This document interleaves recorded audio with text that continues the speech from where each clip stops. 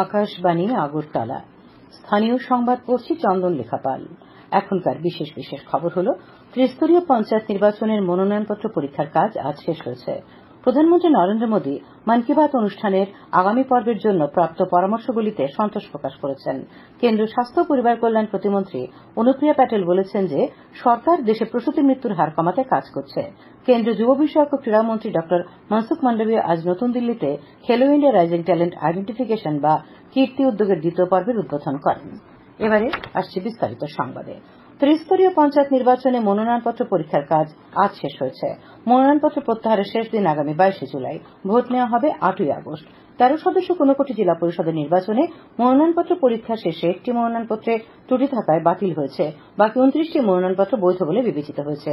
এর মধ্যে বিজেপির 13 জন, সিপিআইএম এর 7 জন, কংগ্রেসের 6 জন, তীব্রমাত্রার 2 জন এবং 1 জন নির্দল প্রার্থী রয়েছেন। ঊনকোটি জেলার কুমারঘাট, গৌরনগর ও চণ্ডীপুর ব্লক কার্যালয়ে আজ পঞ্চায়েত সমিতি ও গ্রাম পঞ্চায়েত আসনগুলির প্রদত্ত মনোনয়নপত্রগুলি পরীক্ষা করা হয়। এদিকে ঊনকোটি জেলার জেলা নির্বাচন আধিকারিক তথা জেলা শাসক দিলীপ কুমার চাকমা আজ আমাদের জেলা সংবাদদাতা অনুপম ভট্টাচার্যকে এক সাক্ষাৎকারে জানান, সুষ্ঠু ও শান্তিপূর্ণভাবে পঞ্চায়েত নির্বাচন সম্পন্ন করতে প্রয়োজনীয় সব ধরনের ব্যবস্থা গ্রহণ করা হয়েছে। উল্লেখ্য, ঊনকোটি জেলার 36 জন সেক্টর অফিসার নিয়োগ করা হয়েছে। রাজ্য নির্বাচন কমিশনের সচিব অসিত কুমার দাস জানিয়েছেন, গতকাল ছিল মনোনয়নপত্র দাখিলের শেষ দিন। ত্রিস্তর পঞ্চায়েত নির্বাচনে মোট 10,164 জন প্রার্থী তাদের মনোনয়ন দাখিল করেন। এর মধ্যে গ্রাম পঞ্চায়েতের জন্য 8,997 জন, পঞ্চায়েত সমিতি নির্বাচনে 783 জন এবং জেলা পরিষদ নির্বাচনে 384 জন প্রার্থী মনোনয়নপত্র পেশ করেন। তিনি জানান, গ্রাম পঞ্চায়েত নির্বাচনে বিজেপি দলের 6,337 জন প্রার্থী, সিপিআইএম এর 1,441 জন, জাতীয় কংগ্রেসের 810 জন, তীব্রমাত্রার 231 জন, সিপিআইএমএল দলের 4 জন, সিপিআই দলের 3 জন, আরএসপির 4 জন এবং 167 জন নির্দল প্রার্থী তাদের মনোনয়নপত্র জমা করেন। পঞ্চায়েত সমিতির 783 জন প্রার্থী মনোনয়নপত্র দাখিল করেন। তার মধ্যে বিজেপি 433, সিপিআইএম 205, জাতীয় কংগ্রেসের 112, তীব্রমাত্রা 15, সিপিআইএমএল এবং সিপিআই দলের 2 জন করে এবং 14 জন নির্দল প্রার্থী।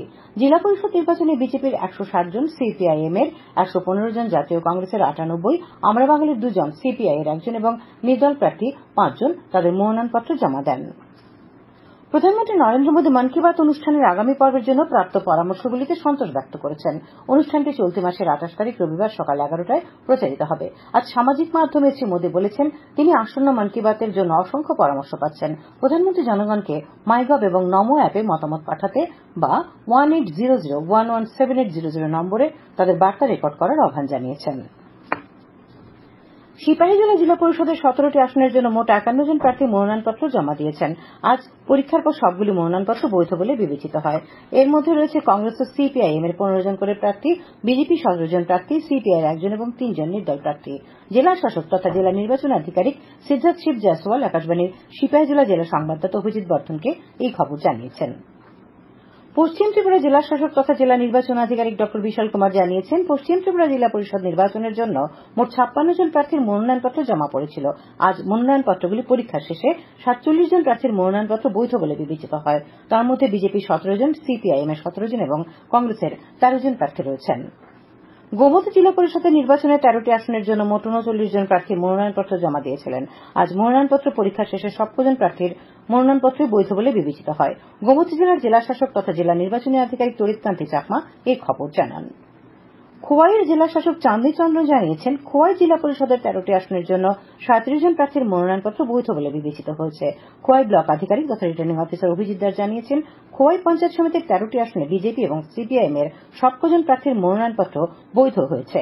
গ্রাম পঞ্চায়েত স্তরে মোট 249টি আসনের জন্য মোট 305 জন প্রার্থী মনোনয়নপত্র জমা করেন। আজ পরীক্ষা শেষে বৈধ বলে বিবেচিত হয়েছে 303 জন প্রার্থীর মনোনয়নপত্র। খবর প্রচারিত হচ্ছে আকাশবাণীর আগরতলা কেন্দ্র থেকে।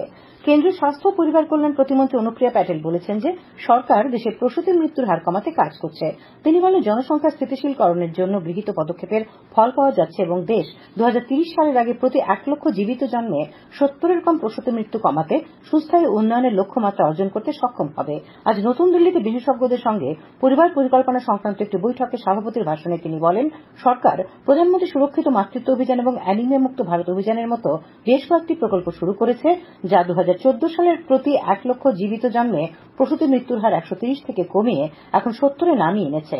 পরিবার পরিকল্পনার গুরুত্ব তুলে ধরে শ্রীমতী প্যাটেল বলেন, নারী ও শিশুদের সুস্বাস্থ্যের জন্য গর্ভাবস্থার স্বাস্থ্যকর সময় এবং ব্যবধান গুরুত্বপূর্ণ। তিনি জোর দিয়ে বলেন যে পরিবার পরিকল্পনা শুধুমাত্র মহিলাদের দায়িত্ব নয়, এটি পুরুষদেরও দায়িত্ব এবং অভিযানে তাদের অংশগ্রহণ বাড়াতে হবে। মন্ত্রী বলেন, পরিবার পরিকল্পনা উদ্যোগ শুধুমাত্র জনসংখ্যা স্থিতিশীলতার লক্ষ্যমাত্রা অর্জনের জন্য নয়, এটি নারী ও শিশুদের স্বাস্থ্যের উন্নতির হাতিয়ার হয়ে উঠেছে।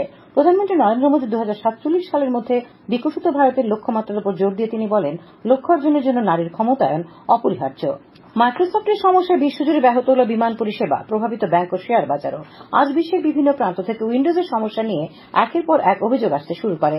এক্স হ্যান্ডেলে মাইক্রোসফট 365 স্ট্যাটাস জানিয়েছে ঘটনাটির তদন্ত করছে তারা। এই ঘটনার জেরে আমেরিকা এবং অস্ট্রেলিয়ার বিভিন্ন সরকারি অফিস, ব্যাংক এবং বেসরকারি অফিসগুলিতে ব্যাপক প্রভাব পড়ে। ভারতেও এর ব্যাপক প্রভাব পড়েছে। ব্যাংক, বিমান পরিষেবা ব্যাহত হয়েছে। মাইক্রোসফট সার্ভারের ত্রুটির প্রভাব রাজ্যেও পড়েছে। আগরতলা এমবিবি বিমানবন্দরে বিমান চলাচল দারুণভাবে প্রভাবিত হয়। আগরতলা বিমানবন্দরের অ্যাসিস্ট্যান্ট জেনারেল ম্যানেজার এইচ.এস. জেম্পু জানিয়েছেন, বিমানবন্দরে কম্পিউটার সার্ভার না থাকায় যাত্রীদের বোর্ডিং পাস হাতে তৈরি করে দিতে হয়েছে, যার জন্য প্রতিটি উড়ান 1 থেকে 2 ঘন্টা দেরিতে ছাড়তে হয়। সোনামুড়া বক্সনগর সড়কের কমলনগর এলাকায় আজ একটি যাত্রীবাহী জিপ গাড়ির সঙ্গে একটি বাইকের মুখোমুখি সংঘর্ষ হয়। এতে বাইক চালক ফয়সাল আহমেদ নামে এক যুবকের মৃত্যু হয়েছে। পুলিশ সূত্রে আজ এই খবর জানা গেছে। আগরতলা ফায়ার সার্ভিস চৌমুহনীতে এক বাড়িতে গতকাল রাতে বিস্ফোরণের ফলে গৃহকর্তা ড বিশ্বজিৎ সূত্রধর এবং তার স্ত্রী রূপা সূত্রধর গুরুতর আহত হন। বিস্ফোরণে তাদের দালান বাড়িটির বেশ কিছু অংশ ভেঙে পড়ে।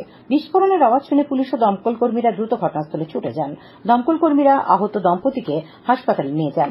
সদরের এসডিপিও দেবপ্রসাদ রায় আকাশবাণীকে জানান, কি কারণে বিস্ফোরণ ঘটেছে তা এখনো পরিষ্কার নয়। ঘটনার ফরেন্সিক তদন্ত চলছে।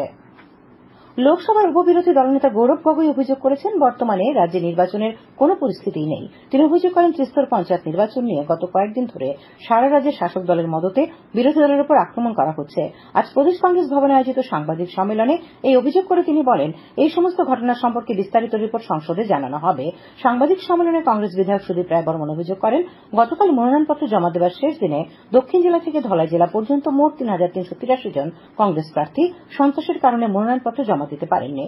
আজকে সাংবাদিক সম্মেলনে উপস্থিত ছিলেন সাংসদ তারিক আনোয়ার, এআইসিসি ত্রিপুরার ইনচার্জ গিরিশ চোদনকর, প্রদেশ কংগ্রেস সভাপতি আশিস কুমার সাহা। তার আগে কংগ্রেসের একটি প্রতিনিধি দল আজ বিশালগড়, ঘনিয়ামারা, অরবিন্দনগর এবং উদয়পুর তেপানিয়া এলাকায় বিরোধী দলের আক্রান্ত কর্মীদের বাড়িতে যান এবং তাদের সঙ্গে কথা বলেন। সিপিআইএম নেতা সমীর চক্রবর্তীর প্রয়াণে মুখ্যমন্ত্রী অধ্যাপক ড মানিক সাহা গভীর শোক প্রকাশ করেছেন। আজ তিনি প্রয়াত নেতার বাড়িতে যান এবং তার মরদেহে পুষ্পার্ঘ্য দিয়ে শেষ শ্রদ্ধা নিবেদন করেন। মুখ্যমন্ত্রীর সঙ্গে ছিলেন প্রদেশ বিজেপি সভাপতি রাজীব ভট্টাচার্য। উল্লেখ্য, দীর্ঘদিন অসুস্থ থাকার পর গতকাল একটি বেসরকারি হাসপাতালে সমীর চক্রবর্তী শেষ নিঃশ্বাস ত্যাগ করেন। কৈলাসহর পুর পরিষদের উদ্যোগে আজ স্থানীয় ঊনকোটি কলাক্ষেত্রে কৃতী ছাত্রছাত্রীদের সম্বর্ধনা জানানো হয়। এখানে এবছরের মাধ্যমিক ও উচ্চ মাধ্যমিক পরীক্ষায় 80% বা তার বেশি নম্বর পেয়েছেন এমন ছাত্রছাত্রীদের সম্বর্ধনা জানানো হয়। অনুষ্ঠানে বক্তব্য রাখেন কৈলাসহর পুর পরিষদের চেয়ারপারসন চপলা রানী দেবরায়, মহকুমা শাসক প্রদীপ সরকার, বিশিষ্ট শিক্ষাবিদ দীপক রঞ্জন পাল প্রমুখ। কেন্দ্রীয় যুব বিষয়ক ও ক্রীড়ামন্ত্রী ড মনসুখ মান্ডভিয়া আজ নতুন দিল্লিতে খেলো ইন্ডিয়া রাইজিং ট্যালেন্ট আইডেন্টিফিকেশন বা কীর্তি উদ্যোগের দ্বিতীয় পর্বের উদ্বোধন করেন। আধুনিক তথ্য প্রযুক্তি সরঞ্জাম এবং বিশ্বব্যাপী সর্বোত্তম অনুশীলনের উপর ভিত্তি করে একটি সমন্বিত প্রতিভা শনাক্তকরণ ব্যবস্থা বিকাশের জন্য এই কীর্তি কল্পনা করা হয়েছে। এর লক্ষ্য একক প্ল্যাটফর্মে তৃণমূল স্তরের প্রতিভা শনাক্তকরণের প্রক্রিয়াকে সহজতর করা। অনুষ্ঠানে ড মান্ডভিয়া বলেন, কীর্তি প্রকল্পের লক্ষ্য শহর, গ্রাম, উপজাতি এবং হিমালয় অঞ্চল থেকে ক্রীড়া প্রতিভা খুঁজে বের করা। তিনি জোর দিয়ে বলেন যে নরেন্দ্র মোদী সরকারের তৃতীয় মেয়াদের প্রথম 100 দিনের মধ্যে কেন্দ্র 1 লক্ষ ক্রীড়া প্রতিভাকে চিহ্নিত করবে। তাদের সব ধরনের সহযোগিতা করা হবে বলেও তিনি জানান। কীর্তি প্রকল্পের লক্ষ্য অনুযায়ী 2024-2025 সালে সমস্ত রাজ্য থেকে 20 লক্ষ প্রতিভার মূল্যায়ন করা হবে। এটিও প্রধানমন্ত্রী নরেন্দ্র মোদীর দৃষ্টিভঙ্গির সঙ্গে সামঞ্জস্যপূর্ণ এবং এর মাধ্যমে দেশের প্রতিটি শিশুর কাছে খেলাধুলাকে ব্যাপক অংশগ্রহণের মাধ্যমে নিয়ে যাওয়া ও শেষ পর্যন্ত খেলো ইন্ডিয়া কর্মসূচির মাধ্যমে শ্রেষ্ঠত্ব অর্জন করা। তার আগে বছরের মার্চ মাসে চণ্ডীগড়ে কীর্তির প্রথম পর্ব চালু হয়েছিল। ঘরোয়া দ্বিতীয় ডিভিশন লীগ ফুটবলের উদ্বোধনী ম্যাচে আজ স্কাইলার ক্লাব জয়লাভ করেছে। উমাকান্ত মিনি স্টেডিয়ামে অনুষ্ঠিত খেলায় স্কাইলার ক্লাব 3-0 গোলে এনএসআরসিকে পরাজিত করে। তার আগে আসর উদ্বোধন করেন পর্যটন মন্ত্রী সুশান্ত চৌধুরী। বলে পা লাগিয়ে খেলার সূচনা করেন প্রাক্তন ফুটবলার তথা রেফারি বিশ্বজিৎ সাহা। মোট 8টি দলকে নিয়ে সিঙ্গল লিগের ভিত্তিতে আসরে চ্যাম্পিয়নশিপের ফয়সালা হবে। ভারতরত্ন সংঘ এন্ট্রি প্রত্যাহার করে আগেই তৃতীয় ডিভিশনে অবনমন হয়েছে। ঘরোয়া মহিলা ফুটবল লিগের খেলায় আজ জম্পু জেলা প্লে সেন্টার জয়লাভ করেছে। উমাকান্ত মিনি স্টেডিয়ামে সকালে অনুষ্ঠিত খেলায় জম্পু জেলা প্লে সেন্টার 7-1 গোলে চলমান সংঘকে হারিয়ে দেয়। আবহাওয়া আগামীকাল আকাশ সাধারণত মেঘাচ্ছন্ন থাকবে। দু এক জায়গায় বজ্রবিদ্যুৎ সহ হালকা থেকে মাঝারি পর্যায়ে বৃষ্টিপাতের সম্ভাবনা রয়েছে। তাপমাত্রা সর্বোচ্চ 35 ডিগ্রি সেলসিয়াস এবং সর্বনিম্ন 27 ডিগ্রি সেলসিয়াসের কাছাকাছি থাকবে। আজ দিনের সর্বোচ্চ তাপমাত্রা ছিল 34.6 ডিগ্রি সেলসিয়াস। আগামী 24 ঘন্টায় রাজ্যের সব জেলায় বিক্ষিপ্তভাবে বৃষ্টি হতে পারে। শেষ করার আগে খবরের বিশেষ অংশগুলি আরেকবার। ত্রিস্তরীয় পঞ্চায়েত নির্বাচনের মনোনয়নপত্র পরীক্ষার কাজ আজ শেষ হয়েছে। প্রধানমন্ত্রী নরেন্দ্র মোদী মন কি বাত অনুষ্ঠানের আগামী পর্বের জন্য প্রাপ্ত পরামর্শগুলিতে সন্তোষ প্রকাশ করেছেন। কেন্দ্রীয় স্বাস্থ্য পরিবার কল্যাণ প্রতিমন্ত্রী অনুপ্রিয়া প্যাটেল বলেছেন, সরকার দেশে প্রসূতি মৃত্যুর হার কমাতে কাজ করছে। কেন্দ্রীয় যুব বিষয়ক ও ক্রীড়ামন্ত্রী ডঃ মনসুখ মান্ডভিয়া আজ নতুন দিল্লিতে খেলো ইন্ডিয়া রাইজিং ট্যালেন্ট আইডেন্টিফিকেশন উদ্যোগের দ্বিতীয় পর্বের উদ্বোধন করেন। স্থানীয় সংবাদ আজকের মতো এখানেই শেষ হলো।